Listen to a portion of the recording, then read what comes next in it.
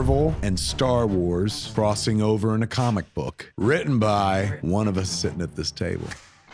When they first offered me the job inside, I was like, all right, you know what? Maybe I shouldn't do this. Oh my gosh. Man, I really think that like it would be fun to make these characters fall in love. Well, fall in love or fuck? Well, a love story, but then a little bit of fucking. I ain't doing a dirty book, Jason, but I will do a Ted Lasso level type book. You watch Ted Lasso. Oh yeah. Jamie. Did you get lassoed? I did. I love when it's like, hey, if you dream tonight, you see me in your dreams, say hi to me. He's so fucking adorable. I want to write a procedural with Jay and Bob, and like we hook up with a cop. Here's something nobody knows, exclusive. You heard it here first. Jay and Silent Bob are in the Hizzouse. This week, kids, we got some news. I read the news today. Oh boy.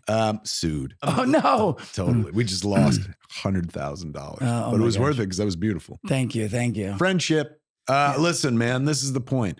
Tell me. I've been sitting on fucking news. I've had news lodged up my ass like I was smuggling a diamond cross border and shit like that. Or some weed. Didn't have to be a diamond. Yeah, no. Really should have started lower so everyone could relate. People are like, smuggling diamonds? The fuck? What is this, Jay and Silent Bob Strike Back? You're a burglar? A boof burglar. A boof and burglar? Where I'm like, you got anything to declare? No. Entertainment Weekly announced that Marvel and Star Wars crossing over in a comic book. The comic book is entitled Hope Assembles and is drawn by David Marquez. Okay. Written by one of us sitting at this table. And it's not this one. You remember writing 5 issues of Hope Assembles? Oh my gosh. Wait, you've already 5 issues are in the can? In the can, son. Same way I've been hiding this information, boofed all along. They're in the boof. How hard has it been not to talk about it, right? I bet so hard, especially with like a Marvel movie coming out, Spider-Man and everything else. And not to mention Jay's of Future Past. Have you already written a Marvel book? Because I didn't even know. This is something that has been in the dreaming stages for yours truly since I was a kid and I used to subscribe to Marvel comics, Star Wars comics, particularly published through Marvel, and be like, man, why can't Dr. Doom and Darth Vader meet and stuff? And I knew why they couldn't, but still, in comics, in movies I understood, but in comics, like, why could anything's possible in comics? But Lucasfilm, apparently Marvel been asking for years. Marvel has been publishing Star Wars comics for years. Sometimes they didn't have the license. Dark Horse had it. Sometimes they do have the license, like right now. And apparently they've asked for years, can we do a story where the Star Wars characters cross over with the Marvel characters? Yeah. Lucasfilm always said no. Interesting. Star Wars, Star won't, they said. Yeah. I would imagine for years, people have wanted that. You said since you were a kid. Well, I mean, like I think anyone who's ever picked up a comic book, and has picked up a Star Wars comic book has probably at one point in their life had the thought cross their mind, like Spider-Man and Luke Skywalker? What would that be like? Yeah. And so because Star Wars is turning 50 in 2027, they decided, Lucasfilm said, okay, you can do this. So Marvel, I was writing Jays of Future Past. Yeah. And my editor was like, hey man, do you want to talk to folks at Lucasfilm? They got a question for you. And I was like, yeah, why not? And so the Lucasfilm editors and the Star Wars editors at Marvel got me on the horn and they were like, here's the idea. We're doing this big crossover comic book between Star Wars and Marvel. We're thinking you might be the person to write it. Do you have a take? I said, I could have a take. I'm going to have to take heart pills because I'm like, this is heart-stoppingly good news. And so I said, what are my parameters? Did they want the idea right there? And like, if you fumbled it, they were like, we'll hold. And I'm like, no. Darth Vader meets Hawkeye. They're like, click. I'm like, fuck. No, but how much time did they give you to like, hey, we want to hear your idea. And if we like it, we'll hire you. If not, we're going to. They gave me the parameters on the phone in terms of like, there are rules. Totally. Obviously, the most obvious being like, this one can't fuck this one. You know what I'm saying? So obviously those rules go without saying. But even in a crossover, there are rules that, Yeah. you know, Lucasfilm and Marvel were like, we have to adhere to this. Okay. So I said, we could do it like this because this makes sense because of this and the culture and blah, blah, blah. They were like, oh my God, yeah? And I was like, yeah, if you like that, fuck yeah. I'm done and done. I think it was like a month later, I sent him like the outline for all 5 issues. Mm-hmm. And they loved the outline. And then I started going to writing scripts. And so I just like finished, ironically, today. Do they give you parameters and like how many pages? They're like, okay, first issue cannot be more than 40 pages, whatever. First issue was 30. Okay. Every issue after that was, you know, a standard comic book 20, but then the final issue beefs up again. Can be so more. It's a question of, they were real nice about beefing up the last issue, but I was like, can we beef it up just a little bit more? Yeah. Because you want to like, you know, there's so much story to pack in. And you want to let the artist go ham with like, you know, splash pages. Yeah. As opposed to like every page is 6 or 8 boxes and crammed with dialogue and stuff. Just you like it to breathe every once in a while. Look at this giant fuck off image. I can't wait. So been an absolute blast. When they first offered me the job inside, I hesitated because I was like, all right, you know what? Maybe I shouldn't do this because I don't want to get yelled at again by a bunch of people online. And then a little voice from inside was like, you fucking ballless bitch. Go back in time. Yeah. And tell the kid who read all those comics, man, both Marvel and Star Wars Marvel, the kid who had a subscription to Star Wars. Go tell that kid that like one day when you grow up, they're going to let you play with the toys right in the comic book page, man. Because I'm not the guy who's like, let me make a movie of that. Bullshit. But a comic book? Holy fuck. Yeah, it's writing. Yeah. Go back and tell that kid you don't do it because you're afraid some people online might be like, I don't like it and you suck. I'm like, 20-year-old boy on Jackson Street. 20-year-old boy? You go back. Let's go to the 13-year-old Kev. Because that's where Return of the Jedi ends. And he's still subscribing to Star Wars Marvel comics. And they come in a brown sleeve as if it's like a little version of Playboy or something like that. Yeah. But then you slipped off that brown sleeve. No bag and board, mind you. Oh, no. Just a comic in a brown paper bag almost. You slipped off that brown sleeve and there it was in all its glory, man. Star Wars. Still going on, even though there was no movies and stuff. Coming to life on the page. That's awesome. I didn't know they've been writing since then. They were going back, dude, since 77. When the first movie came out, Marvel did the novelization, you know, like they were drawing the Star Wars movie before they saw the Star Wars movie because they had the script and the novelization they were going from and the Ralph McQuarrie designs. That's why when you look at the, you know, Star Wars kind of adaptation in Marvel, it, you know, some things look off. So Star Wars and Marvel have been, you know, tight relationship from the jump and whatnot. And look, I'm sure if I went back and told 13-year-old me, hey man, they're going to let you write this and you don't do it because you're a little fucking pussy has-been that don't want to get yelled at on the internet. Wet pussy. I think 13-year-old me would be like, what else happens in the future? Yeah, exactly. Like, what's the internet? Yeah, like fuck comic what books. the fuck is like, the internet? Who's mad at you? Is the internet like a villain, like Hitler? Is he a supervillain? Do we have supervillains? Well, like, I would go back in time and tell 13-year-old me, go find Jason Mewes now. The little click commander. Well, you wouldn't even. I know. You would have been popping out the clit at that point. Would you have been 9? I would have been about 9. Yeah, 9 or 10. Yeah. Could you imagine? And I fucking rescue you, and then you're raised as my youthful ward. What if you moved me in your house? Like Grace and Don. Yeah, Grace and Don raised me. Oh like my a God. fucking sitcom. Like remember, like different strokes. Would I still be the snooch though? Because they'd probably have a little bit more rules. So would I still be like snooch to the dude? Oh, let me tell you, you were always going to be the snooch. Oh, Nothing thanks. and no force on earth could stop that. But I would say more that people tried to like, hey man, conform, you were gonna little snooch out. Okay. Like, you know what I'm saying? Like, Shuby can't do that. You know, Shuby smash. And be who you were always meant to be. So yeah, I took the job and boy, did I have a fun time doing it. Like, this is the kind of thing, honestly, like when it's done, like, you know, they'll put it, of course, in trade paperback, soft cover. Do you think Cap's in it or Hulk's in it or anything? Do I think? Dude, everyone on that cover is literally in it. And that's just one of the image. JC, go through every one. Amazing, dude. So hold on, I'll show you each. All right, so look at that. So we can see, look at them all. Look, That's and there's amazing, yeah. Darth Vader and Dr. Doom and Darth Vader. Dr. Doom Yeah. inspired the look of Darth Vader.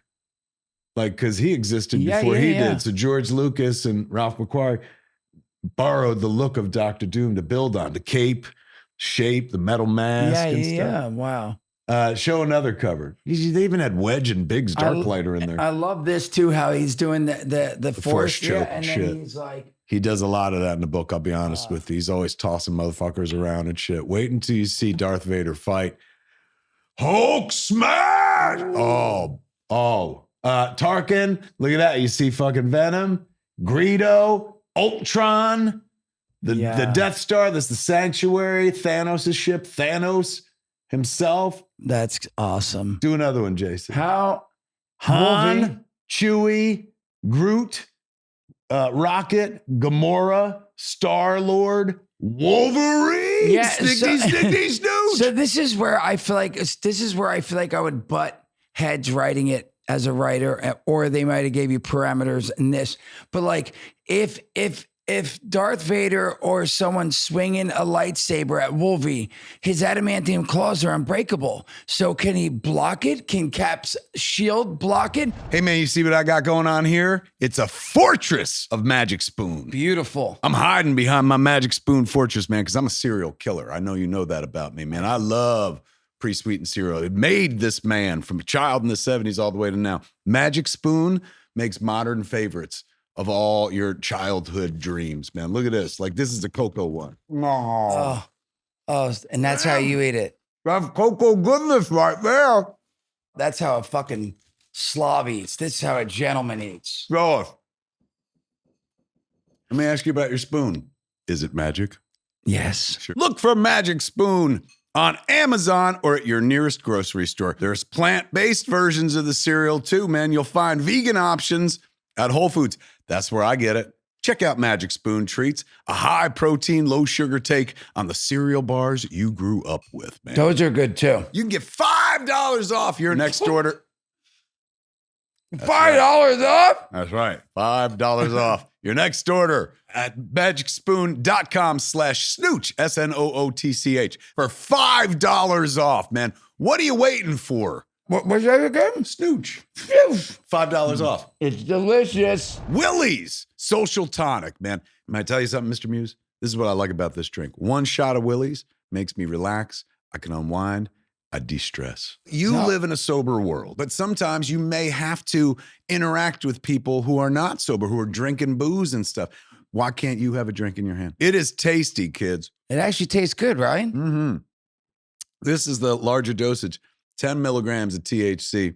That one's 5, so, you won't get messed up. My sister, she was on the 5, and she was still loopy. Yeah. We lost her for about 6 hours. She went to sleep. If you ever want to feel good and sleep better, man, work with Willie's. That's why they got the Remedy Plus THC infused tonic right there, man. Or you just go for this one, man, the Social Tonic that does not hold back. It's tasty. Let me tell you, everyone, something. Willie's ships directly to your doorstep in 40 plus states and has sold out 3 times in the first 6 months with over 300,000 plus happy customers. So order now at drinkwillies.com. DRINKWILLIES.com. And use code SNOOCH, SNOOTCH, SNOOTCH. for 20% off of your first order, plus free shipping on orders over $95, and live like a legend. I don't know, Jason. Can he? I guess we'll have to find out when we read Hope Assembles. Yeah, there are parameters. Yeah, there were literally rules about that. I would imagine, because lightsaber, can it go through adamantium Cap shield? It was an adorable conversation with the editorial folks, because they're like, look, let's be honest. These are no small matters. No, they're not. Can a lightsaber cut through Cap's shield? Yeah. Can a lightsaber cut through Wolvie's claws? Can a lightsaber cut through the Hulk? Yes. The Thing. Oh my gosh. And within the parameters of the story, is that possible? So there were rules, man. It was crazy. No, that not makes hard, so much fast rules sense. where I was like, it sucked. But there were definitely like, we can't go here, we can't go here. Yeah. Look at this. Leia, Black Widow, Black Panther, the Fantastic Four. There's Johnny's feet. There's the Tantive 4 Yes. being chased by the Star Destroyer. You can see way in the background, there's Johnny Storm too, the Human Torch flying around and stuff. R2D2, C3PO. And now, have they said in comics, is Vibranium as powerful as Adamantium? So, like, if Wolverine slashed at the Black Panther, would it hit? What a great question. Because I don't know if I I've don't ever even know read if in they've solved that comics. in the MCU because they That's finally, what I mean, you got to yeah. remember, they didn't, like when they did the X-Men, like Adamantium claws, that's the hardest thing in the world. When they start the Marvel Cinematic Universe, Vibranium is introduced as like the strongest. So have they done that in the MCU? I don't know in any of the I comics. don't think so. I think now in Doomsday, you damn Skippy, you're going to find out what happens when Adamantium meets Vibranium. Oh. If they don't touch that in Doomsday, like, come on. They'd be nutty not I'm to. wondering. Obi-Wan Kenobi, Deadpool, Jawas, Daredevil, Uncle Owen and Aunt Beru. Yeah. Hawkeye, look at the Tusken Raiders, the I love that. Banthas. Yeah. Once again, the other side of Thanos, Planet Earth, balanced out with the Death Star. Is that a Hellcarrier? The Avengers Hellcarrier, yeah. Probably. There's a Yeah. Jawa sandcrawler right I now. see right behind that too. So many questions. They asked me about this in December of 2025. This comes out in January of 2027. It is a true comic book story. Yeah. But as I was writing it in my head, I was like, write it like an MCU movie. Write it as if you were doing this as an MCU like a movie. script almost, right? Totally. Yeah. I mean, it's very dialogue heavy, but it's a very adventure heavy too. Action. So many storylines, threads to cross over. So many characters to service. Like, look at all those characters. And that's not even everyone who's in the book, for heaven's sake. So that's a lot of like, all right, so now we got to write his storyline. Now we got to write her storyline. Now we got to come back to this. Now we got to get back to that. And I'm still in issue 5 going like, oh my God, I set that up and I got to pay it off. I forgot. And I went back and like added stuff like that. So and was that also a parameter where they're like, you can only have 20 heroes from this or that? They're like, throw in what you want. Here's something nobody knows. And, I doubt anyone will talk about exclusive. Ooh, James right Silent here. Bob, Hizzouse. You heard it here first?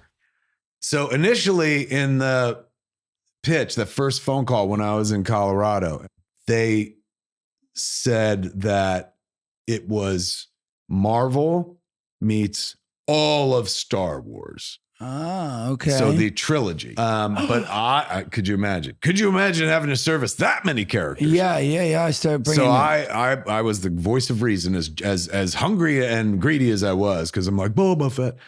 I was the voice of reason. And I was like, you guys are gonna have another one of these anniversaries in like what 2-3 years when The Empire Strikes Back turns 50 years old. Yes. Why don't you just do Marvel meets The Empire Strikes Back next time, and then save Return of the Jedi? Now you get 3 bites of the apple, and then down the road, Jar Jar Binks comes in and all that type of thing. Yeah. You know what I'm saying? It could be a thing. So they went for that. Like they were like, you know what? Yeah, you're smart. And then it became a hard, fast rule. What if you wind up after this, you wanted to go down a different road, and it's very similar story, but it's like a little. Like they get projected to like another time frame. Yeah. And it's just fucking like, I don't know, Cap's fucking Leia, fucking the Black Widow sucking fucking. Motherfucker's trying to lose me this job. I'm just kidding. There'll be none But it's of not that. this job. That's what I mean. They would get upset with you though, even if you did it So what separately. job am I getting? So you already have this job, but I'm saying like after the book comes out and it's out, but you're like, man, I really think that like it would be fun to make these characters fall in love. And Well, you fall tell a in love love story. or fuck? Well, a love story, but then a You little want bit me? of fucking. Well, I ain't doing it. I ain't doing a dirty book, Jason. But I will do a Ted Lasso level type book where there's romance and the romance is sexy. And the sexy, you watch Ted Lasso. Oh, yeah. You know what I'm talking Jamie, about. Jamie. You know how like fucking Roy and Keeley, Yeah. they're fucking They show, but romantic, they but don't- they're very sexy as well. Yeah. So I could do that kind of thing where it's like, is not too sexy and is undercut with like chuckles and shit like that. How great is Ted Lasso? It's so Are good. you I'm current? rewatching Because they dropped episode one of season 4. Yes. So I went to watch it with the wife. We were all like, Lasso. And fucking, it was like 42-minute episode. Good, chunky up, but I love it. But he doesn't still, even make it back yet. No, but they Spoiler. did at spoilers. But they waited until the very end to play the theme song. Like, man. I was so like, but it was such a sumptuous meal, but I was greedy because I'm an American and I wanted more. So we went back and started rewatching again. So did I, season 1, 2, That's and exactly we're just what about I to watch did. 3. And it is honestly like, I hadn't watched it in a red hot minute, maybe since we watched it the first time and then did a rewatch. But it's so goddamn beautiful and human, that show. Yeah. Like, you just wish life could. That's the thing. It's like, they're not showing you like, look at these giant robots turning into a fucking lion. They're literally showing you things that any human being can do. Instead of choosing to be a shithead, you just fucking hug a motherfucker I and love get it. it And out. it's like, hey, if you dream tonight, if we dream, you see me in your dreams, say hi to me. He's so fucking adorable. He really is. Yeah. All those little tiny, like, and I love when he comes in. I'm rewatching it too. And the doc, he's like, what's up, doc? She goes, door. And he goes, chair, floor, thing. And like just the weirdest. Coach, but yes, doc, yes. chair, Oh floor. my God. Just the quickest. One of my funniest, favorite fucking things is in the very first episode, like where they show they're talking about him on the news when he won the college thing, and he does the fucking dance. But when he gets into that fucking destroys me. I had to go back and rewind it. Just him going like, it really is fucking old timey. So flapper. good. I wish I could open my box in here, but it probably wouldn't be very excited. But I got a box with a bag, and I'm so excited because the bag says, I got one too. Yeah, and our names are on the bag. They put our names on the bag. I Not on almost- the bag, I wanted but on to wear tag it on the today. bag. Yeah. So you got one of those as well. So excited. The hoodie, the shirt, they give you a free bag, the pens, notebook, and stuff like that. The biscuits, the hot Biscuits with sauce, the the boss, gravy, yeah. biscuits with the boss, and brisket with the boss. But then, bro, on top of it, they gave you beats. Yeah, very nice too. I was like, look, man, I was already watching this show. Yeah. You don't have to spend this much money on me. But it made me go like, that's crazy. If they're willing to spend that much money, do you know how much money that show must make them? And it's a hard metric for us to figure because it's like, what was the box office? They don't have that. They don't. But it's based on subscriptions, right? So, and they don't really share that information. I wasn't subscribed to Apple TV because I download all my stuff on iTunes. I had in the past. Did you get lassoed? I did. The fuck, I did serious? just that is proof. Instead of like, I spent my $10 at the box office. You literally joined Apple as a subscriber just to watch that show. I'm not lying. I'm on my third time around of watching Lasso. Watching it from the thing because I love it. It's good. A comfort. Yes. It's a comfort show. Absolutely. That like when I'm like, man, I got to get on a plane and fly 4 hours and I just want to feel good. Just beautiful storytelling and wonderful acting and just such a human fucking tale. Then I saw so they dropped episode 1. I was like, woo! I saw somebody reviewed it and it was like they're from a completely different planet. People are never happy, bro. And some motherfucker was like shitting on a parade being like, this ain't fucking Lasso like it was and shit. And it's like, it's one episode. I don't know what you were about to say because same with me. I watched the first one because I really wanted to watch it. I was excited. And then I was like, man, I wish I waited. And I'm going to wait. I got to wait. I want to wait. I might wait. I don't know because so you're now not going to watch the episode. You're going to wait until more build up. I want to at least get a couple out because, I want to see what it's like. Is Roy Kent back? Like I haven't looked up anything. So I don't know if Roy Kent's back as coach. Spoilers. Is Nathan back? Because he's in the trailer. Okay. Roy is. I don't know about Nathan.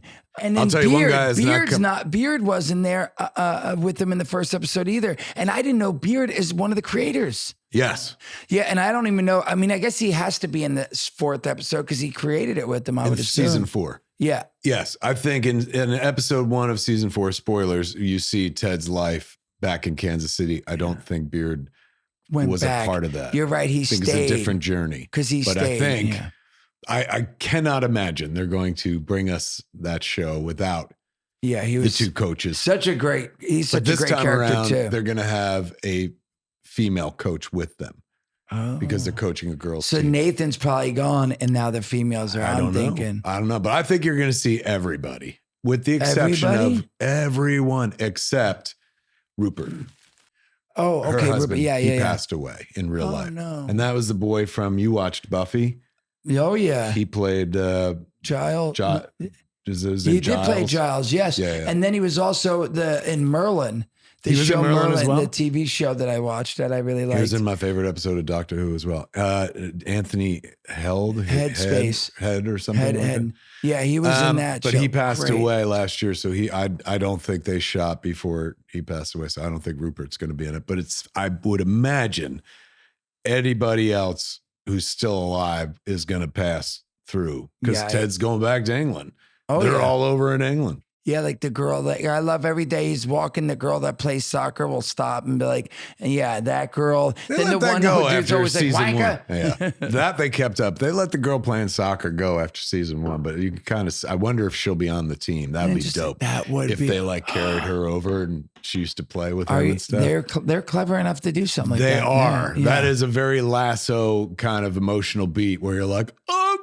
Like there are so many things. This show's so well written.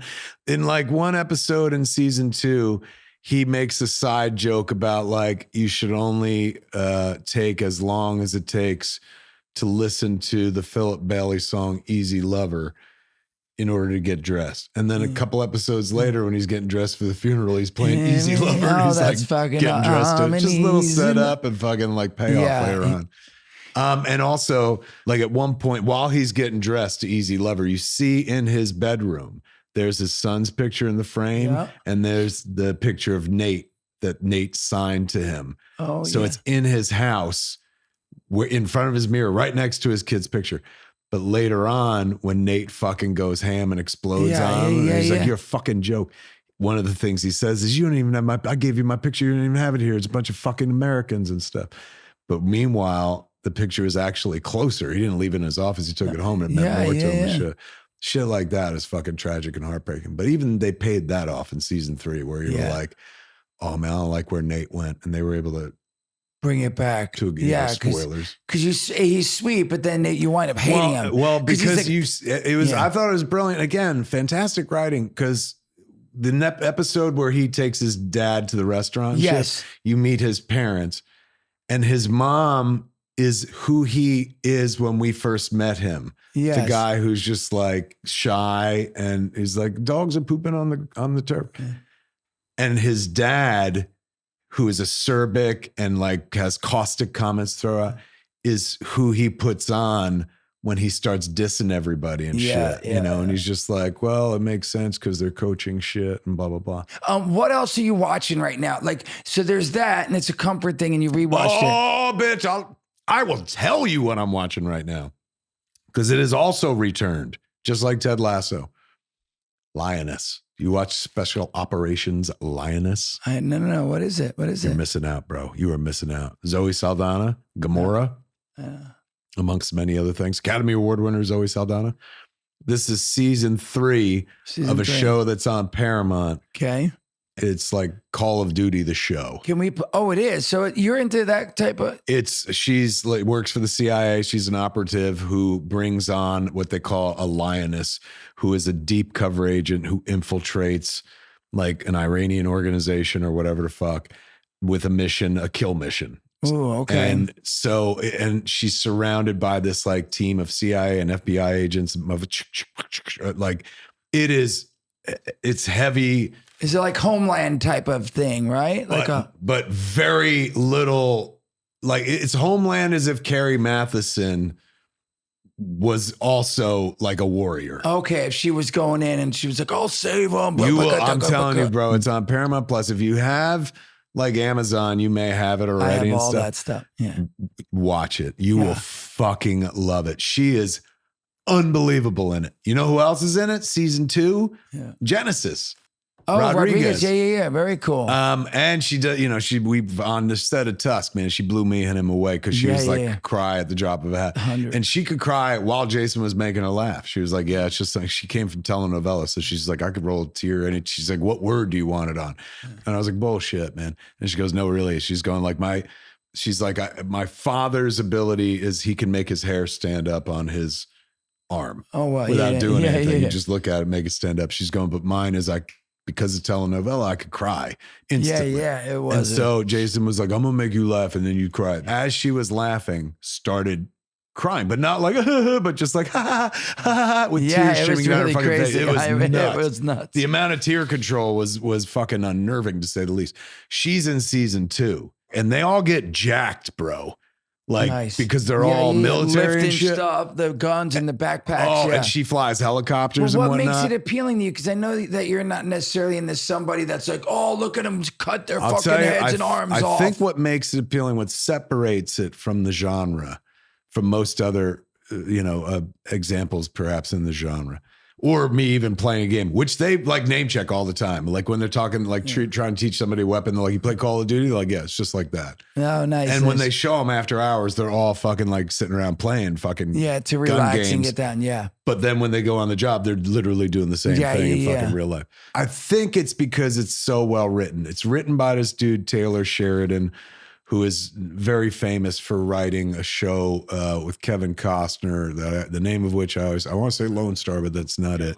Thank you. Yellowstone. Yeah. And they have a new show out, Marshall. 18, whatever the fuck, and the Dutton Ranch. Like, this dude has created a fucking mega franchise. He also created Landman. He also created Landman, which is big right now. Some other fucking show. But Lioness is the one he made that I fucking adore. I never watched Yellowstone. But Ernie back home, Smodcast keeper Ernie O'Donnell, swears by it. That's his soap opera. He's like, I fucking Yellowstone. Love Yellowstone. Yeah, I just was about to watch a show that just came out. The son leaves the ranch and now is a marshal. Dutton Ranch, I think. He's a marshal. No, he's a marshal now. So it's a whole different show. It's a whole nother show, I think. I mean, fuck, I wish this guy is fucking loaded. He's got like 12 fucking shows, That's man. crazy. And he deserves. And they're all together. It's like the Mewes universe, bro. Very much. He's in, and he's also like, he's the kind of guy too that's like, oh, I'm just going to keep working with the same people. So you see the same people pop up in all his different projects and shit. But he acts as well. And he is a fucking badass. He's like my favorite thing that pops up in the episodes because he plays like this fucking sniper ranger, like the special forces. Who's so like chill and shit. But he's so fucking good, I'll have to man. Check it out. I'm telling you, this show is fucking fantastic. So you got Lasso, that's the happy, like, and nice, then Lioness, funny, which is like dun. This year it's like Russia and Ukraine. Do you like sometimes when the episode's over, you get up and you're like, whoa, and you like push something over you? I am. I'm so full of adrenaline. I'm a lioness. And my wife is like, I don't think you understand that show or the concept. It is so well written, bro. I'm telling you, I'll fucking love that show. And have you ever watched High Potential? Yes. Dude, I've ever watched it. I've been watching that shit since the pilot, son. I turned you on to it. I think I was like, you got to watch High Potential. I didn't know if you kept watching it. You said I would like it because it's great. But I mean, last season, like, I didn't like what they did with the one fucking like the art thief and shit, where she was like, or the other guy, like the chief, like her boss, suddenly, the dude with the mustache and shit. Then he took the mustache off. But I'll watch her do anything. I think she's incredibly talented. Really great. And I think they picked up another season too. That's why I ain't going anywhere. People love that fucking show. It's such a great idea. It's like idea. One of ABC's. It's a great I love all those shows. Anything that they mix. Bones. Yeah. You know, it's FBI and anthropology. Castle. You like a good procedural. Yeah, procedure. But when they bring in, like, he's a book writer, she's a cop, and because of his book writing. You like the Reese's peanut butter cup version of the episodic procedural because you like two great tastes. You got your chocolate and my peanut butter. You got your peanut butter and my chocolate. It's so true. I want to write, if I could sit and write, I want to write a procedural with Jay and Bob, and like we hook up with a cop and we start solving crimes. So Jason like loves the Murdoch mysteries, and he hosts the podcast about the Murdoch Mysteries. What is it called? The podcast? It's Murdoch Mysteries Podcast. Yeah. So he's in tight with the people that make Murdoch Mysteries. Fucking pitch this to them, bro. Yeah. Like, can we make a Jay and Bob procedural that's like Murdoch Mysteries, but it's set in the present, so it's a little cheaper. Yeah. So you don't have to like make old timey buildings and shit like that. And it could be cheap. It could be. I'm not saying this show's cheap, but I guarantee you, They spend a lot less on the Murdoch mysteries than they would spend on it if it was like a network show or a Netflix show. But it don't matter. This show's been on for over 10 years. Fucking massive. Has a huge 20 following. season just coming out. 20 20th seasons. season. Jesus. Yeah. For we me have and a you, home for base. Jay and Bob to Yeah. fucking solve mysteries and shit. We make a movies. That's like our home base. Yes. We hang out there, but then Like the cops Encyclopedia come in. They're like, Brown. "We need it. We need your help on this. We know that you." Never the cops, dude. The cops never look for Not our cops. help. All right. We got to win them over. You know what I'm saying? Like she had to win him over on High Potential and shit. Where they're like, I don't know about. She's the janitor, and then now she's like a deputy and shit. Yes. So it takes a season for us to win the cops over, but how they come to us, that's the mystery. Let's say Jay and Bob are outside a Quick Stop. And as somebody comes to buy weed from them, well, now they've got their own weed store. So as somebody comes in, fuck movies. They got their dispensary. Okay. So then we got a tie-in. But I was just Then a we can little make a worried real that life is that okay to put in television? Weed dispensary? Yeah. Weed's legal in 39 of the fucking 50 states. Okay. I think. So Maybe we can 32. make it very low key, but it is. Did you hear me spout out that factoid as if it was real? I don't know if that's real at all, but yes, we can set it at the weed store. So people are coming in to buy their weed. And, after you've vented, hey, what's up, buddy? What's wrong, buddy? You look a little blue. And he's like, oh, man, my landlord tried to kill my wife or whatever. Maybe we scale it down. That's a little fucking intense. Maybe we build to that. Yeah. But it's a little mystery that you're like, you can't shake. You're like, you know what, Silent Bob? We should look into that. And then fucking we lock up the store and we start fucking investigating. But not only that, we don't know this whole time. Like when I'm like in the movie, I'm like, yo, Silent Bob's like a motherfucking genius, MacGyver and shit. You are a detective genius. You like make gadgets like MacGyver throughout the whole show. Your cognitive thinking. Because I like photographic so memory. much fucking but drugs more so, has made it like, yes, you got a photographic fucking memory. Like, we do an effect like CSI. Totally. And you look at it. And that's why they wind up using us for one case, but they're like, holy shit, that guy built something to get us. They got to be resistant to us for a long time. You want us to be friends too quick. You and me are friends. Yes. And the people we help are friends. But to be outlaws, you need a few seasons of like, I don't know about these scumbags with their drugs and shit. And then that guy. You're going to let them touch evidence and shit? Who's like the sergeant or whatever the fuck. By the end of season 2, that we save his life. And that's when he's just like, you know what? You guys are all right. Fucking, I love it. But there's another show on that I just started watching. I don't know what channel, maybe Apple, but it's called Wild Cards. Same thing. She's a con artist. Yeah. She fucking, and there's a cop, and then she helps the con artist. Do they play poker or some shit? No. So it has nothing to do with cards. No, but I think she's the wild card. When I saw the first ad for High Potential, I was like, oh, it's a show about a girl who gets high and solves crimes. It has nothing to do with weed whatsoever. No, she's just super smart. Billboards her through the blinds and shit. Yeah. I thought when I first saw the billboards, I thought she was like, well, and I was like, I'm getting high and solving crime, but that's our idea. Yeah, because I had mentioned trademark. Yeah. Fucking Kevin and Jay, all 3 cameras. No one, So they have not made a show yet where there's 2 guys. Makes somebody smarter. So that's how like they solve Days of Future the crime. Past. Right? Like we got a strain that Somebody makes you so cognitive. We're like, that's right. You pick the strain and then you're like, this is about deductive reasoning. This is about, blue skying. This is about like, there's a different strain for every, fucking necessary investigation. Every time we have to go in your head. Then we go into your head with a little graphic and shit like that. And we you're see the one crime. who makes it, but also you make gadgets just so to keep the theme going. Because like if we're stuck I also in grow a the safe, weed. I also grow the weed. Yeah. And if we're stuck, if there's an episode down the road where we get trapped in a bank vault, you can get us out because you're fucking like, and you build something that fucking first I gotta give you a joint, you hit it, and you're like, and then you're like, and then you come out and you're like, oh man, all you have to do is that like one time you did that thing when we watched that TV show. And, like, and then I fix things and we're out of the safe. Oh, we just got to come up with a good name too. We just have to get a reason to put us in the vault. So maybe our formula is this, because we start so fucking super tight. They're like, when are they going to break up? What's going to split them up? No, nobody wants that. We don't want that. And also nobody wants that. Like all of a sudden I become Nate from Ted Lasso and nobody everyone's wants like, that. I hate him. They don't mind a heel turn within season, but fucking you better put everything back where it was and shit like that. So, and also that main ingredient, they wouldn't want to see that.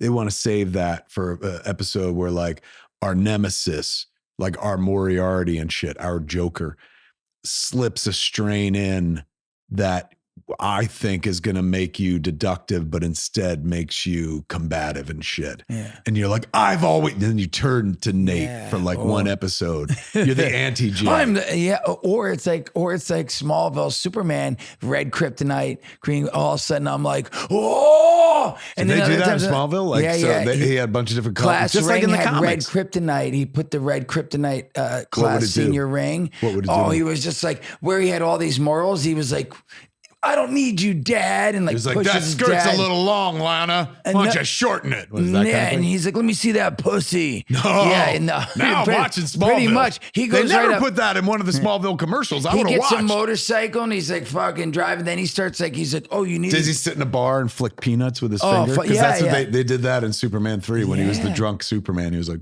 and he was the dark Superman. Yeah, exactly. So they did that in Smallville? Yeah, it's like so they good. homaged that episode? I don't remember if they did the peanuts. I think he was more flicking fucking They boogers. for sure would have. No, They for sure would have homaged that in the CW run, man. That CW run was all about homaging the Dick Donner Superman. And when I was there, they were so like, you know, in the beginning, like all the effects guys that worked on the show. And the effects guys are the people that like blow the wind when fucking like, you know, Flash runs away and shit. They were like, when we started the show, like Arrow, rule was like, none of that Smallville shit. Oh. No Smallville shit. No special effects. None of that like bending fake metal. Like none of that, man, because they were trying to do Dark Knight with Oliver Queen, with Green Arrow.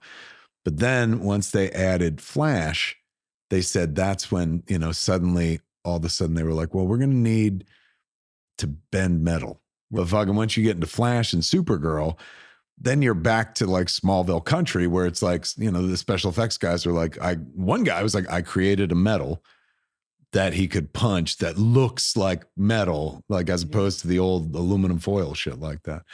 It was pretty fascinating how they said at first the CW, like the Berlanti-verse, it was like, we're not going anywhere near that Smallville shit. Yeah. And then by year 2, they were like, we're going to do all of that Smallville shit. Yeah, they were good shows, man. That was another set of good shows. Yeah, I fucking. I'm going to end up with this. Let's do it. I'm going to tell you, my brother and sister came out this weekend for my birthday and my brother's birthday. We share a birthday. I was born on August 2nd, which was my brother's birthday. He was born in 1966. I was born in 1970. My sister was born August 10th. So all of our birthdays are within 1 week of one another. Yeah, whole life. That's amazing. You do the math backwards, you figure out our parents really like to fuck in November. Yeah. Probably Thanksgiving. When it's cold, right after Thanksgiving, right a couple after glasses all of done, wine. He's like, Grace, let's do it. Yearly Thanksgiving. And probably like for that whole Time week, to break right? my wishbone, stuff that turkey. I want to wish you a Merry Christmas. It was probably the whole like Thanksgiving, right? The Christmas. Probably that whole corridor. So that's presuming she carried us all 9 months to term. So crazy. So my brother and sister, my mom passed away in December. I miss her like a pain. This is all of our first birthdays without mom. So we made a plan of like, let's all come out. So they came out to my house and spent like a couple of days. Did they stay at your house? They did. The whole family. So all at the same time. My brother and sister and Jerry, my brother's husband, Jerry. And they were at the house and me and Jen. So yeah, we had plenty of room for us. Of course you do. I'm just wasn't sure. But while they were there, I said, hey man, let's go down to Groman's Chinese Theater, which is right down the hill from where I live. And it's where Jay and I have our hands and footprints in the cement. Let's go down to Groman's Chinese Theater and recreate these pictures from our youth. Little photos that we took when we were kids. When like 1979, we got on a train. My parents took us cross country, and one of the places we went was Hollywood. And there's pictures. I always talk about the picture of like me and my brother kneeling in front of the Star Wars footprints. So I said, let's go down and recreate these. Yeah. So we went down to Groman's Chinese Theater, which is like literally walking distance from my house, but we drove down. When we get there, the forecourt is closed. They have gates up. I went over to the ticket window and I was like, hey, what's going on? Is the forecourt going to open up? And they said, no, we keep it closed because the Odyssey's playing. And so that's a 900-seater inside. And they're like, we need to put people in the forecourt. And so that's where, you know, people waiting for the next show line up in the forecourt. So tourists can't just get onto it. So I was like, oh man, my brother and sister are in town. And I wanted to recreate a picture that I took when I was a kid. And he goes, I could take you back there. And I was like, seriously? And it was one of those like, so he knew right away. I mean, I assume either that or he's the nicest guy in the fucking world. Yeah. But he went out of his way. Like, and my brother said later on, he goes, no, that was definitely a Kevin Smith thing. He's going because like I was standing there with my brother and Virginia and Jerry were behind us. And he let me and my brother and then instantly closed the gate on like Virginia and Jerry and Donald was like, they're with us too. So they let us go in and we got to actually move the gates back, the stanchions into the curb and shit so that we could recreate the picture. And then there was a photo that me and my sister and brother took leaning on the, like one of the dragons that's in front of the entrance that's still fucking there. So JC, throw up the old picture. You actually still have the old picture. That's me and my brother. What? That's me on the left. Look at those look at the chub. Look at the legs and stuff. And that's us kneeling in front of the fresh footprints they'd only put in like 6 months prior. Oh my God. So dude. I said, let's recreate it. Boom. Now. Yes. There they are again. We are on the wrong side because it was so rushed. I wasn't like, let me look at the picture and make sure. Yeah. I should have been on that side. He should have been on that side. And my brother's instincts, he was like leaning on his feet. He didn't go down on his knees. And I was like, no, we're on our knees. But he was right. He was crouched and I was on my fucking he was like knees. squatting. We were able to kind of get this. One day maybe we'll do it better. But it's good enough, man. That's fucking awesome, dude. I can't believe you still have the pictures. Like I have no pic. Anyway. No, you don't have any fucking pictures. Now there's young me, Donald, and Virginia. Look at Virginia with a haircut like a boy. Homeboy. I know. He's like, look at this dick. Hey, Hollywood Boulevard. I'm slinging this cock. Good for them. Meanwhile, I'm like, this time I'm not covering what's clearly a pussy. Look at my camel toe. Young Kev's camel toe over there. Was she wearing a hat? I guess she had one for the sun and shit like that. Nice. So there we all are leaning on the dragon. That. Amazing. And you could tell, like every 70s, 80s, almost 90s kid, we don't know what to do with our faces when people are taking pictures. You We're look just this. really unhappy. And I'm in my happy place. Yeah, you're like this. But I don't know. They're like, all right, everybody sit, take a picture. And I'm, as opposed to now I'm like, yeah. All right, let's see the current rendition of this picture. Not on an angle, but still. And there we all are. We got the shirts because my brother's friend was like, my brother's like, we're going to recreate this picture. My brother's friend sent him the Star Wars shirts. Oh, that's nice. Very nice. Very, very sweet. But then for the rest of the day, we were walking around like dicks wearing matching shirts. And people are like, they must be amazing. On a family trip. I love it. Look at that, man. Look at those 3 kids, all still alive and shit. The only thing missing this weekend was my mom. But I'll be honest with you. Like between her and him and me, she was there. Like she's a part of all of us, like literally. Literally. And our mannerisms and the way we think and feel, she informed all of that. So even though she wasn't with us, and remember last time we were in the forecourt together, me, my brother and sister, my mom was with us and you were there because we were putting our hands and footprints in the cement. And did you go check out our spot? Did you go look? Yeah, great. I put my feet in the footprints. They're still the same size. We're still there. I was getting nervous that one day they're going to be like, what were we thinking? Yeah. They move it or something. They put up like Jacob Elordi or some such shit. But one day, stars. That's what we still have to look forward to. Maybe getting a star on the Walk of Fame and shit. Then Wax Museum. You love that. Yeah. Nobody That's gives the a trifecta. fuck about a wax museum anymore, but you're still holding the flag for it. Well, just the trifecta. Like, you know what? There's famous, there's superstardom, and then there's wax museum. Fucking legendary. One day, my friend. One day for your birthday, I'm gonna have somebody make a fucking wax figure. No, the wax isn't as important, really. It is. Every time you talk about the heights of fame, it would be cool. It always ends with "and the wax museum." Well, I feel like that would be a trifecta. But it's such a charming 1970s notion of fame, as opposed to like, and a TikTok page with 10 million followers. You're like, the height of all fame is measured by a wax figurine at Madame Tussauds. I do feel like growing up myself, even, which again, I wasn't into this as much.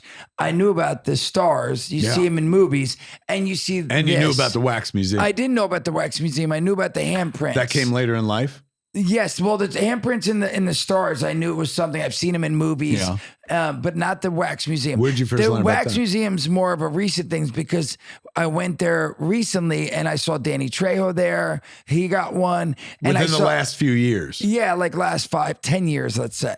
That's right. So All I feel right, like it's an added thing, but the star and I agree with you. If we can get the star, I would be happy. Now that Cheech and Chong have a star, it's possible. There it is, kids. There's your Hizzouse. I'm Kevin Smith. Jason Mewes. And you don't have to go home, but You got to get the fuck up out of this, his house.